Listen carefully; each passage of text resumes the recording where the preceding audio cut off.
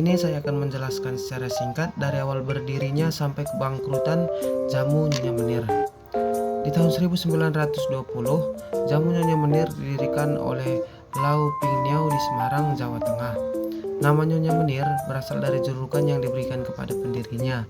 Ia memulai usaha jamu setelah membuat ramuan herbal untuk suaminya yang sakit. Dan ternyata ramuan tersebut sangat efektif. Sejak kecil, Lau Ping Niao telah dikenal dengan panggilan Nona Menir yang ditulis dengan ejaan Belanda Menir. Awal lahirnya nama Menir ini cukup sederhana dan bukan lantaran dia keturunan Belanda. Ketika Lau Ping Niao atau Nyonya Menir dalam kandungan, ibunya gemar memakan butiran-butiran halus sisa tumbukan padi yang di dalam bahasa Jawa disebut menir.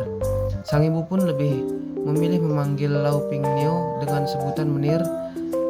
Di tengah kesulitan saat masa pendudukan Belanda, suami Nyonya Menir mengalami sakit perut parah.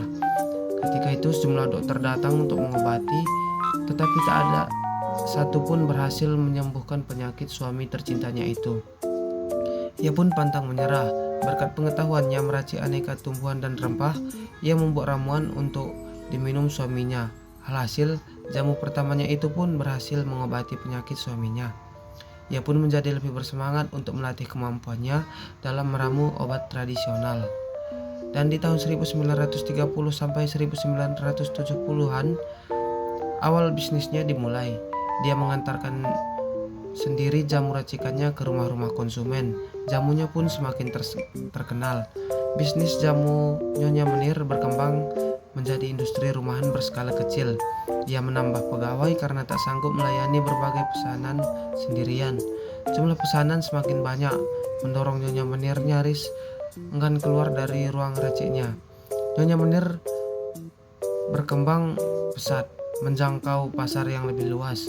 Mereka mulai memperkenalkan berbagai macam produk seperti jamu untuk kesehatan wanita, vitalis, dan kecantikan. Dan di tahun 1980-an, perusahaan ini berhasil menjadi salah satu ikon industri jamu di Indonesia dengan produk-produk yang dipasarkan tidak hanya dalam negeri tetapi juga ke mancanegara. Dan di tahun 1900-an, Nyonya Menir semakin dikenal dengan merek yang memadukan tradisi dan modernitas dalam pengolahan jamu, menggunakan teknologi modern tanpa meninggalkan akar tradisional. Awal permasalahannya itu dimulai pada tahun 2000-an. Perusahaan mulai menghadapi persaingan ketat dalam industri farmasi modern dan perusahaan jamu lainnya yang lebih inovatif. Selain itu, terdapat beberapa masalah internal terkait manajemen keluarga yang diwarisi dari generasi ke generasi. Dan di tahun 2010-an, masalah keuangan mulai muncul akibat konflik internal dalam keluarga pendiri. Utang perusahaan semakin membesar dan produksi mulai terganggu. Awal kebangkrutannya itu dimulai di tahun 2015, di mana perusahaan mengalami penurunan signifikan dalam omset penjualan. Konflik internal keluarga juga semakin parah, menghambat upaya rekonstruksi. Dan di tahun 2017, Pengadilan Niaga Semarang memutuskan jamu Nyonya Menir pailit setelah gagal membayar uang kepada para kreditur. Aset perusahaan dilelang untuk melunasi kewajiban utang. Dan di 2018, setelah dinyatakan bangkrut, perusahaan akhirnya berhenti beroperasi secara penuh. Berikut ini adalah beberapa langkah yang bisa diambil untuk menghadapi krisis ini. Yang pertama itu melakukan evaluasi keuangan secara menyeluruh. Dan yang kedua, membuat rencana restrukturisasi. Dan yang ketiga, berkomunikasi dengan kreditor. Dan yang keempat, pertimbangkan pembiayaan baru.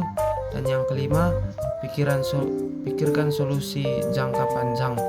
Sekian penjelasan dari saya. Terima kasih.